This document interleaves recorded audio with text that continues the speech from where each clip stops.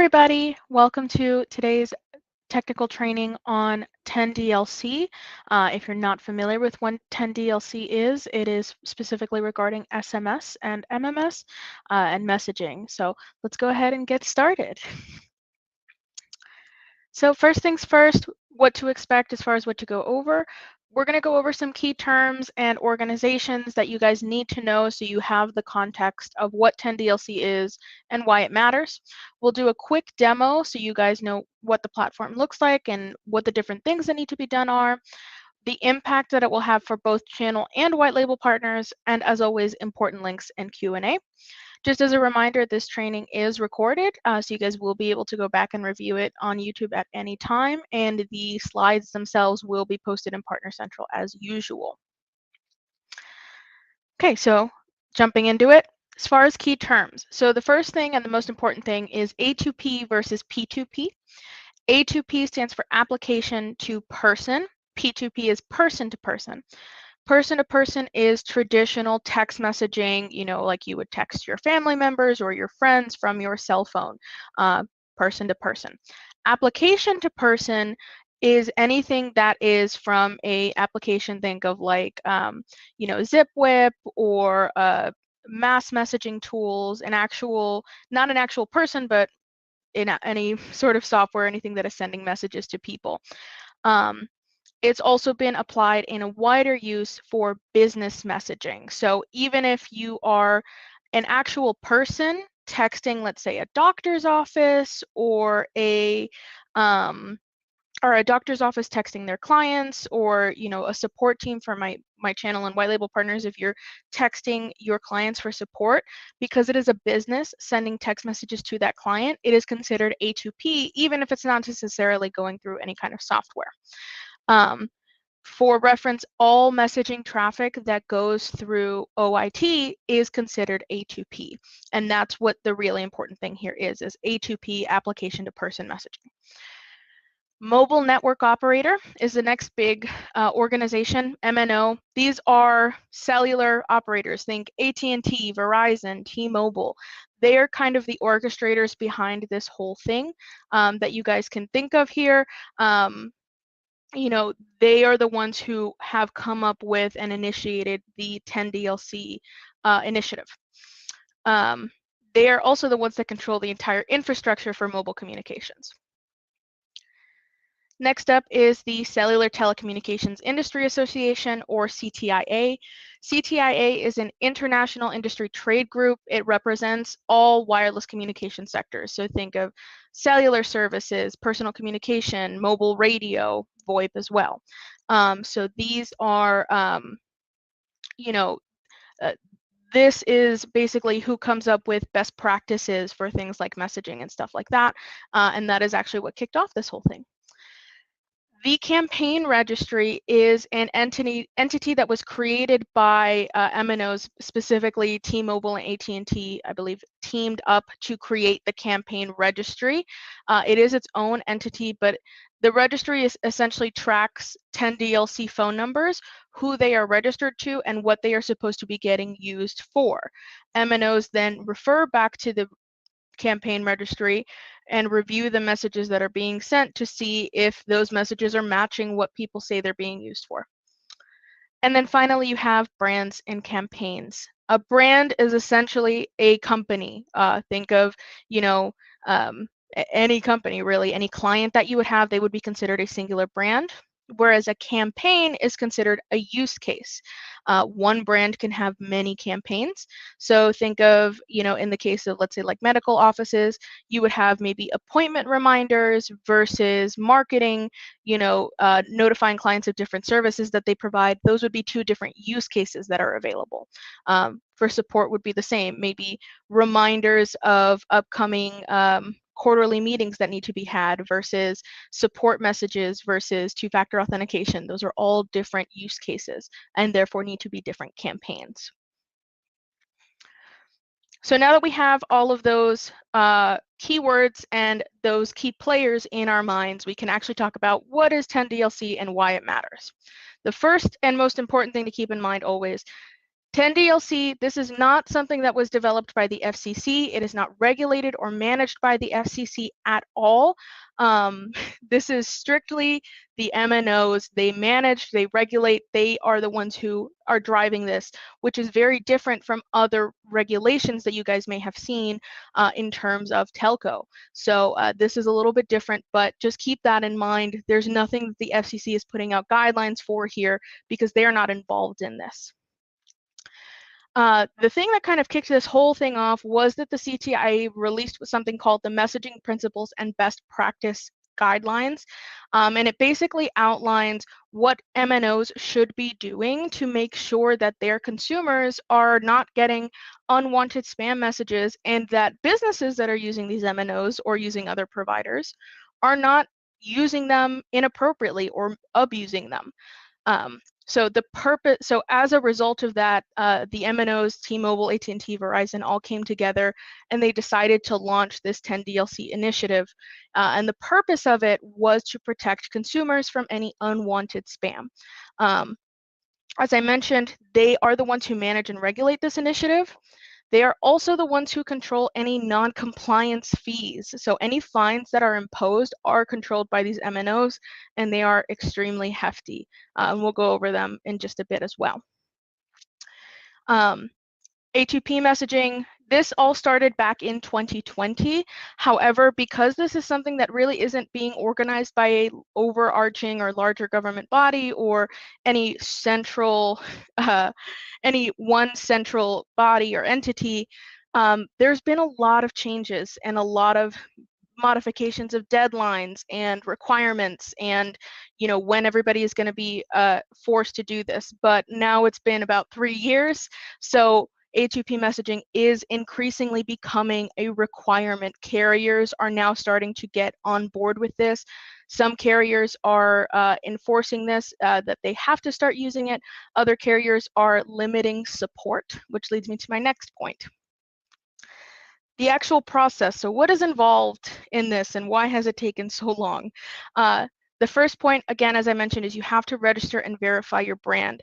The brand does have to be verified, and there's a couple of pieces of information that are required, and we'll go over that in the demo as well. The verification of the brand is happening through TCR. If the brand cannot be verified, you cannot create campaigns and you can't really move forward in any other point of the process. So it's very, very important that the brand does get created first. Then we go ahead and we register our campaigns. Most clients are able to use a single campaign. There are various different types of use cases, everything from 2FA to political marketing campaigns to nonprofit. There's also a low volume or a mixed volume campaign, which is for clients who don't really use messaging very heavily. And that's where, thankfully, most clients fall under. Once the campaign has been created, it must be validated in 2 places. It must be validated by the campaign registry, so they review all of the data that's provided and they make sure that it's valid. And as of January of this year, a requirement was put forth by MNOs that the underlying carrier must also manually review and validate the campaign. And this, again, as I mentioned, there's been a lot of changes. This is just the most recent one. So as you can imagine, a little bit confusing, but this has been the latest change, and it seems to be here to stay. So now both the carrier and campaign registry must have the campaign validated in order to be able to use it. And then finally, once you've created your brand and your campaign, you then have to assign your SMS number to a campaign. One campaign can have multiple SMS numbers. However, you cannot have a single SMS number be used for multiple campaigns. This means that if you have an SMS number that is being used for a particular use case, let's say 2-factor authentication, you can't go back and use that same number for support. You would need to have separate numbers for each of those items. And each of those SMS numbers would need to have the ability to opt in and opt out of messaging.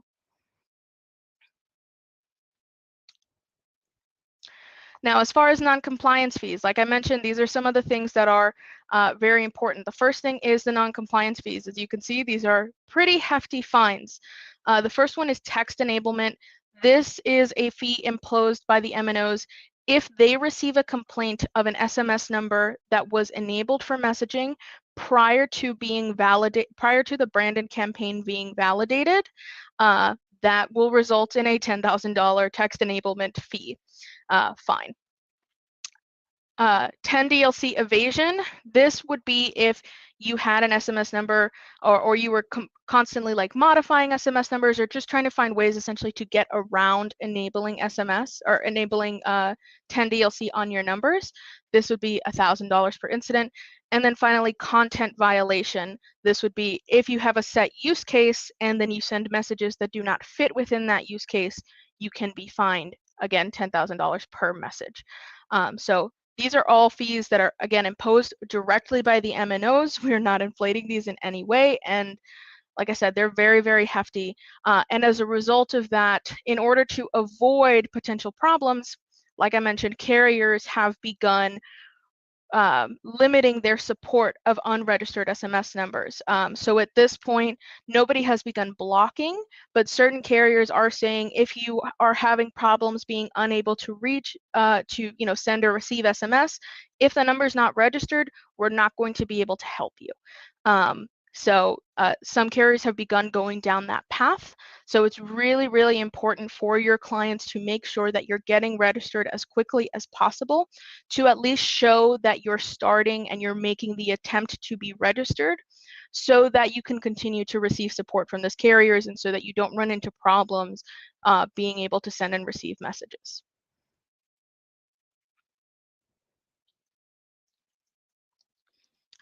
Now, as far as the impact for channel and white label partners, my channel partners, you and your clients would have received emails over the last couple of weeks letting you know of these changes and having you fill out that brand registration form if you have SMS enabled. So any existing clients will have been contacted already to get their brands and campaign registered. If you haven't done so already or you haven't gone through that email, please make sure you do it as quickly as possible or you get your brand registered right away, following the documentation that I will show you in just a moment. Any new clients or clients that are adding SMS for the first time, rather than us doing it for you, both your end users and yourselves will have the ability to create those those brands and campaigns in the manager portal. There is some data in there that it is much easier for the end users or for the channel partner to be able to do it on their behalf. So we are giving you the ability to do that. Please note there is a one-time setup fee for setting up the brand and campaign. Doing these do cost. The campaign registry does charge for each brand and campaign registration and verification. So there is a one-time setup fee that will be added for any new SMS add-ons or, again, new clients that get added that are onboarding for the first time. For new clients onboarding, once you have received access to the portal, if they are onboarding and they have SMS enabled, or they're going to have SMS enabled, we will be asking you guys to make sure that you get the brand and campaign registered as soon as possible.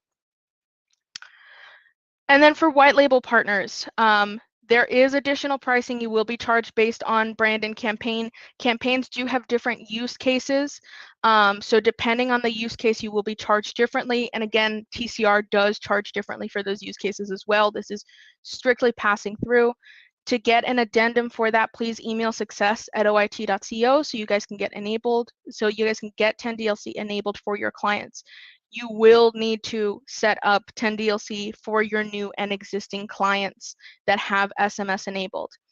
I had seen a question previously, if a client has SMS enabled and they're not using it, or if they have numbers and those numbers are SMS capable, but it's not enabled, do I need to do this?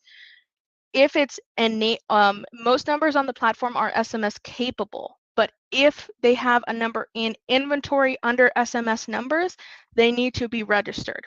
If the client's not using it and you don't think they'll be using it, reach out to that client and see about getting it removed so you don't have to register them. But if it's there and there's a chance that they will use it, you must register the numbers.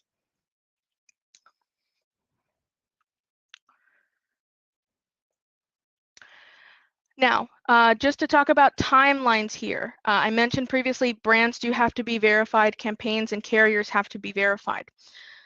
Brand verification takes up to 24 hours. Depending on the information, it can also take a couple of minutes. So it is very, very quick. But again, it can take up to that 24 hours. You'll see in the portal, it will show pending.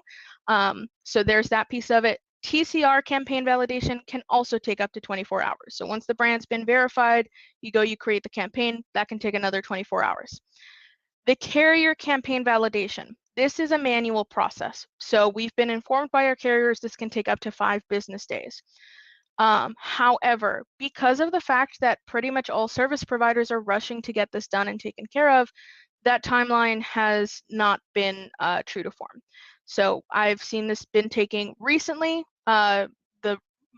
Recently, it's been taking up to 2 weeks to get verified through the carrier because they have to manually go through all of these different campaigns.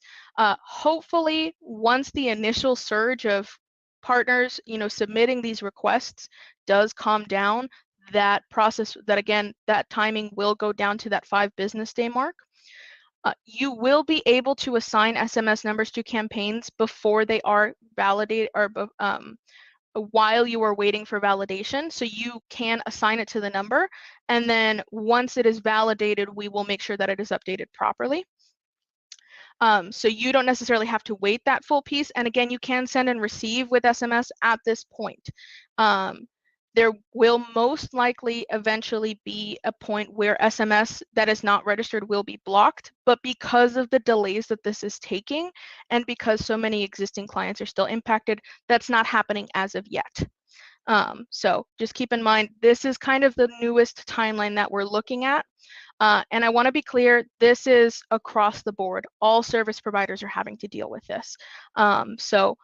It really is, it's frustrating and unfortunate, but this is kind of the reality of what TCR has created. Now let's go into the demo just so you guys can see how this looks. I'm here in the manager portal. I'm logged into my Nifty Widgets domain as a reseller user. And again, office managers do have the ability to do this as well. So if you want to give your end users the ability to do this, or you want to basically allow them and put the onus on them for my white label partners and just say, hey, you need to get this taken care of, you can absolutely do that. Office managers do have these capabilities as well.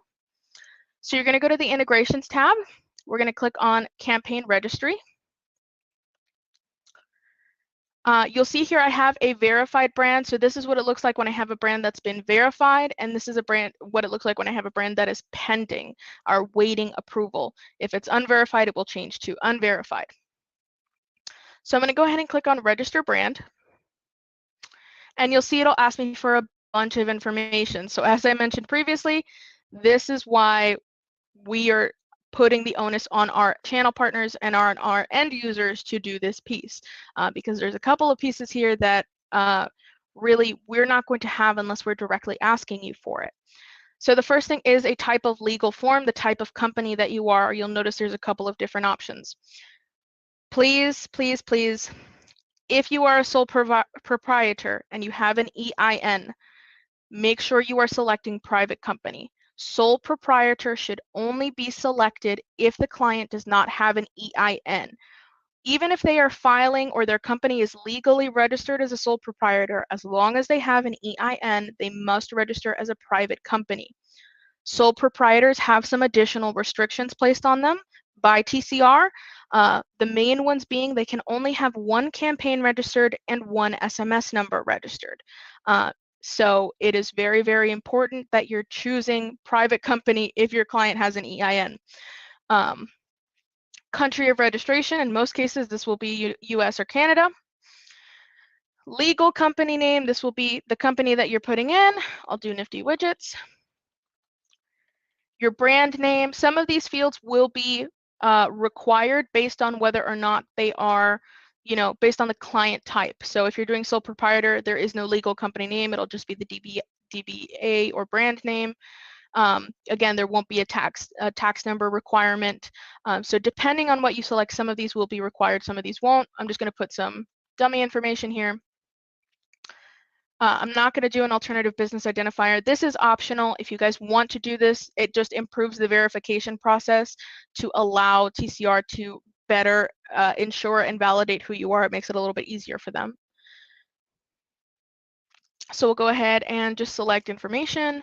If you want to put a reference ID here, you can. You don't have to. Sole proprietors, you are required to put a reference ID. We normally recommend just putting like the client's name or the phone number that they're using for SMS. Again, more information that TCR is requiring. So any kind of, phone number here. We'll do 123 Anywhere Street. And we'll do 12345.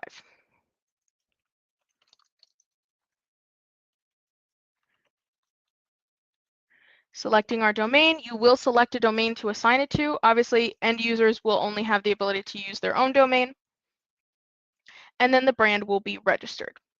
So we'll see it pop up here in just a moment. It should load through. The brand will appear there. It will show in that pending status. Once the brand has been created, we will be able to go, it will be in that pending status. Once it's gone into verified, you can't do this until after it's gone into verified. We need to go to the campaigns tab and we need to register the campaign. In order to register the campaign, you'll click on register, select the brand that you want, and as I mentioned, select the use case. So this will be the specific use case that's needed here. I'll do, as an example, low volume. So like I mentioned, low volume is going to be the most common use case for most of your clients that don't have very high volume of messaging or that are using it, for smaller businesses. This is probably going to be the most common use case for you guys. And you will just select the client type. So let's say we're a support company, we're going to do customer care, maybe fraud alert messaging, and account notifications. You'll see who it'll register the campaign with. We're going to go ahead and click next. So these are all the MNOs that I have to register with in order to make sure I'm set. And then I have to provide all of this extra information. So description of what the campaign is. This is a support campaign. And you can see there are some character minimums. Again, all of these are items that we're passing through straight from TCR, being used. Provide help to customers. Opt-in or call to message flow. So these are going to be the messages. And again, you'll see tooltips on all of these explaining what each of these are. So these just explain how you can opt in, how you can work with us. So to opt in, please text hello to 555-666-7777. And then a sample message. These would be what kind of messages are you sending to the client. So, hey, it's Marissa from Nifty Widgets. Please send me a picture of the error message. We'll go to next. And then you do have to allow subscribers to opt in and opt out. So you'll notice you'll have custom words. So for opt in, we can maybe say opt in. We can say, yes, start. And then again, we'll have a custom message set for this. So thank you for opting in.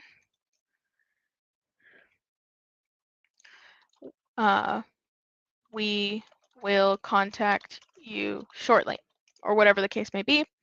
Opt out, same thing. Stop, opt out, no.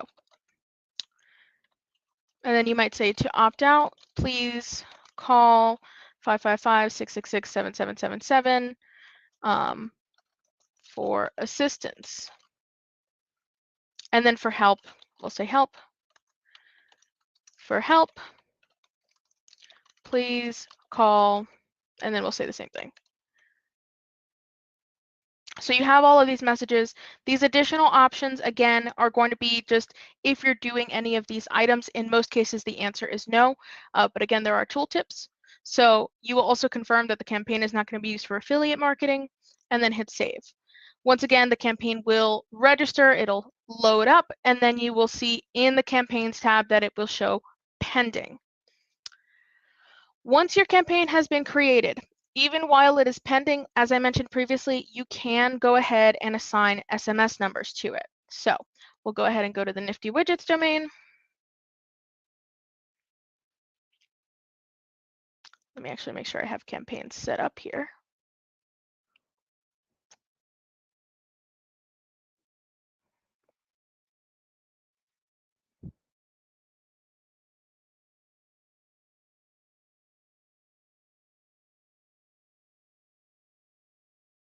Okay. Go to the Nifty Widgets domain. We'll go to SMS numbers. Click on the SMS number.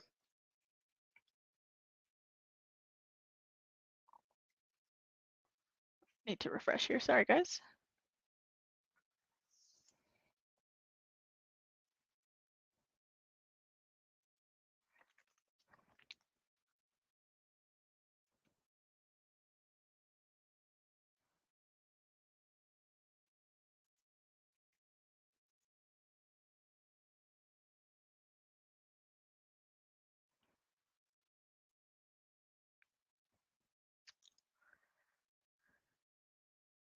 Okay. I'll show you guys here just because it's a little bit easier. Click on the SMS domain. There we go. And you'll see here, you will see a campaign field. So the any numbers that have a campaign assigned to it will appear here. So you can see what campaign that number belongs to. You'll click on it, you'll see a campaign field, you'll be able to select it and choose the campaign that it goes to there as well. If you need to delete a campaign, there is also something important worth noting. Campaigns must be active for at least 90 days. You need to give TCR at least 90 days notice to delete a campaign, which means even if you add a campaign and you delete it, you're going to be billed for 3 months from the deletion date. So you'll notice when you try to schedule brand deletion, if you click on the delete button, you will see here, you must pick at least a day that is 90 days out. So just keep that in mind there as well. All right, so moving on to some important links. As always, our documentation is listed here, including 10DLC overview, types of use cases, non-compliance fees, how to create a brand, and how to create a campaign.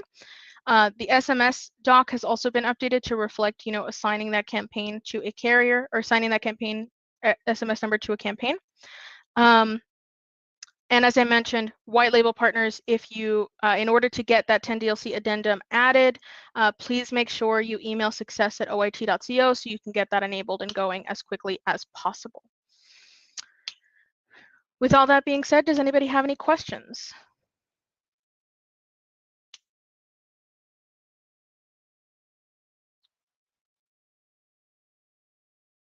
Give it a minute just for people to type, but it doesn't look like it. All right, well, as always, you guys can feel free to email support@oit.co. If you have any questions, or you guys can give us a call, 305-967-6756. But other than that, you guys all have a wonderful day.